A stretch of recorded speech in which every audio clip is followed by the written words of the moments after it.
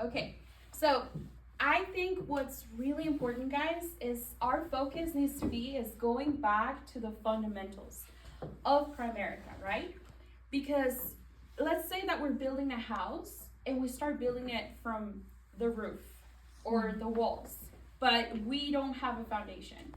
What's going to happen to that house eventually if a tornado comes? Oh yeah, you know what that's like. Yeah. It's gonna, go like that. Yeah, it's gonna go like that. Like, It's gonna collapse. It's gonna break, right? So you don't have to be great at all of these fundamentals, but you can hire people that are great at these fundamentals, right? So, for example, I know Brian talked about how he was really good at numbers and investments. But he says his forte is not really in recruiting a lot. And I would disagree with that because he has a heart of gold and he would recruit anybody. But he recruited people that have that talent, that have that charisma, that have that, personality to recruit, right? So let's go over the fundamentals. The first fundamental here is helping somebody get off to a fast start, okay? So when you hire somebody in your business, what do you want to do? What do you think that new person wants to see as soon as possible? Results. What do you think? Results, success. Is this really worth it? Does this really work? Can I really make money here?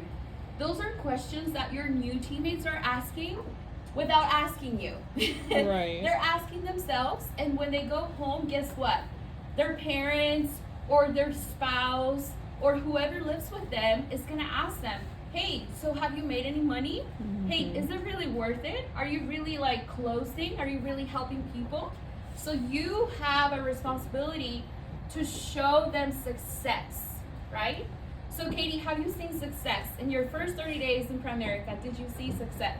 Yes. How did you feel when you saw, Brian close an appointment or do this investment or help this client? How did you feel? Really excited. Really excited? Yep. Why? Because I know that I can do it too. Exactly. It sells that credibility to that new recruit, right? It sells that vision. When I got started in business, man, that was a while back. 2016 was when I got started. And what's crazy is, so I'm from Colombia, and I don't have a lot of family here. Only my mom and my grandma and my aunt. And that's my only family in America before I met my husband. But I knew that I needed to get my trainer on appointments. But that wasn't going to be my excuse, I don't have a lot of family here. No, we went on appointments and we got referrals from every single appointment, and he closed and helped families. And my first month license, I made $4,000. And it was my first. Do you think I was excited? Oh yeah. Do you think I was fired up? Do you think somebody could have came to me and said, oh, that thing doesn't work? Do you think somebody could have told me, oh, it sounds like one of those things? Absolutely not. Because I saw success, right? And I was making money. So you have to get great at your skills. Just like Brian said, right? What are you doing late at night? Because whatever you do in the dark shows in the light, okay? Mm-hmm. Whatever you do by yourself in private, it shows in public. Yeah. If you're getting really good privately, you're studying for your exam. You are practicing your presentation. You are practicing how to prospect. You are practicing how to do an interview, a KT. That shows in your results.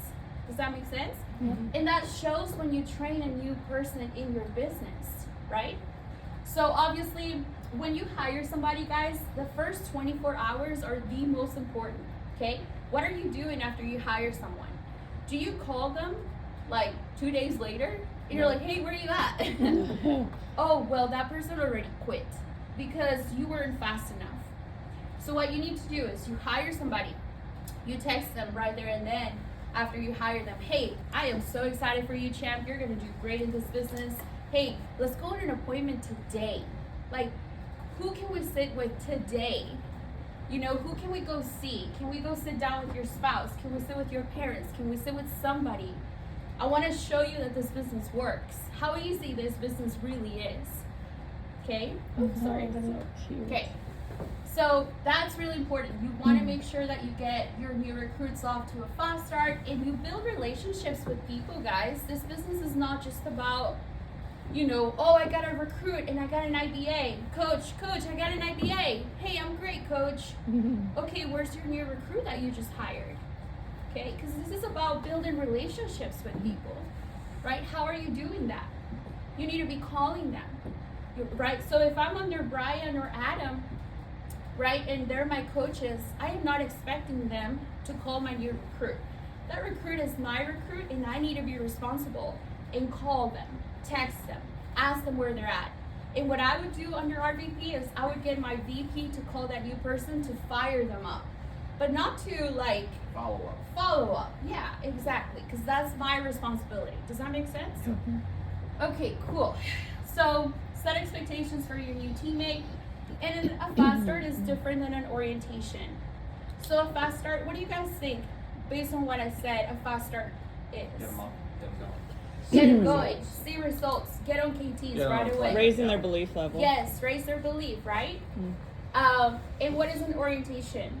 Getting to know them. Understand the business. Understand the business, yeah. Hey, this is the contract that you can get to, this is how we get you licensed, these are the trainings, etc., etc. She's like, go mom, go. Okay, second fundamental. I'm going to run through these, okay, because I know we're tight on time. So prospecting and recruiting. This is a passion for me, guys. Take pictures if you can. So you have to understand, guys, that we have to put inventory in our business. Our inventory, guess what? Is people. That's our inventory in Primerica. What is your inventory in your business at this moment, right? So you have to understand what we do and why. If you're passionate about what you do, you recruit people out of passion. You recruit people just because you're excited. Like, I can go out and talk to somebody right now, and I can bring them here to the office just because I'm excited. And they wouldn't even know why they're coming. They would just follow me because I'm passionate. Because I know that what we do for families is right, and what we do for our recruits is right, okay? So when you prospect, where do you prospect? Face-to-face, social media, right? Talk to your warm market, get referrals. That's how you put more inventory in your business. Try to get 3 to 5 names and numbers a day. Miguel Illich says 10 names and numbers if you don't do the other things in the jar, right? But make it a goal. Stay consistent with getting 3 to 5 names and numbers a day, okay? So that way, you go out and you go to the store, you go to Albertsons, you talk to the cashier. Hey, by the way, are you familiar with this area? Oh, yeah, why? Why do you ask? Well, I actually have an office. It's here on Franklin and Main Street. And I'm really excited. I'm actually hiring in finance, and I want to know if you know somebody that's open to work, or possibly yourself. Do you keep your options open? Oh, you know what? Yeah, I keep my options open. I'm trying to get out of this job. Wonderful. Well, you know what? I have to run, but I can get your number, and I'll call you back later today, and we'll talk more. Sounds good? Okay, perfect. What's your number? Boom, got a name and number. Do that 2 more times. You got your 3 for the day. And you do that every day, no matter what. And no matter what. When you're from Texas, you kind of do that. Yeah, exactly. So, obviously, everything is on POL as well. If you want to get great at prospecting, go on POL. There's videos, there's training stuff in there. You want to get great at recruiting? Go on POL and look at those videos. Everything is there. Every single thing. So, oh, my coach doesn't do a lot of recruiting. Well, I don't care. You're your own boss. And you have the access to POL that can teach you. Make sense? You have to be responsible for your business and take ownership of your business. We're business owners, yes? Right? So that's what we do, right? So, in life, you will be recruited or you will be the recruiter. Right. Okay? So, what do we want to be? The recruiters. Right? We want to recruit people. And this is the bloodline of our business. It keeps our business flowing, right? With new blood, new people, right? Okay, sorry, I'm taking forever. Number 3. You're fine. Setting appointments, thank you. So, this is super, super important, okay? I am not waiting on my coach to set the appointments for my new teammate. I mean, come on. If I just hire somebody in my business, I want to be so great that I can set up an appointment with them right there and then, okay? So, how do you do that? Well, you have to practice. You have to get really good at setting appointments. That's the fundamental of our business, right?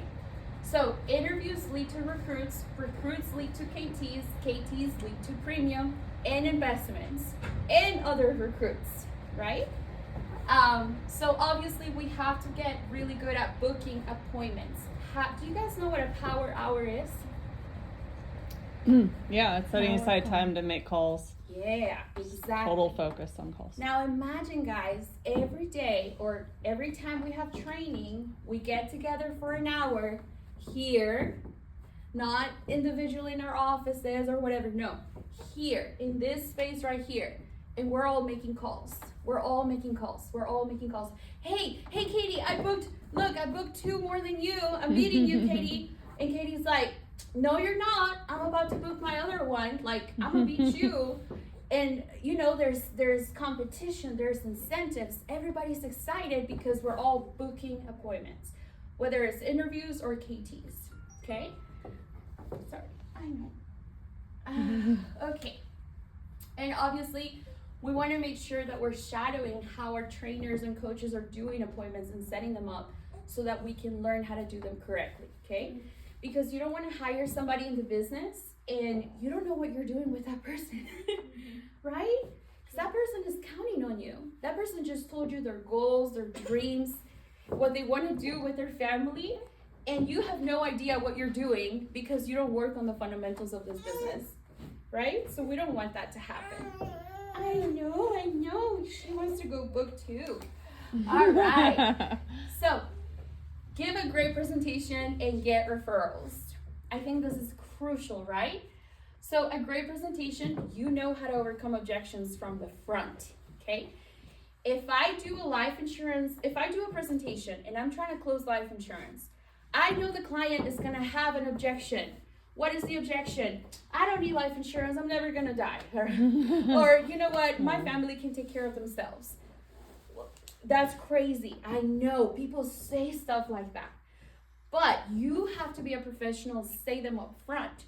So I'm showing the client the presentation. Yes, Mr. and Mrs. Client. So this is what we do for families. We do life insurance investments. We work with these companies. And Mr. and Mrs. Client, can you believe that there's families out there that don't have life insurance outside of work? Can you believe that they only have insurance through work? Can you believe there's families out there that really don't care about protecting their family? That's not you, of course. Do you see what I'm doing? That's not you, of course.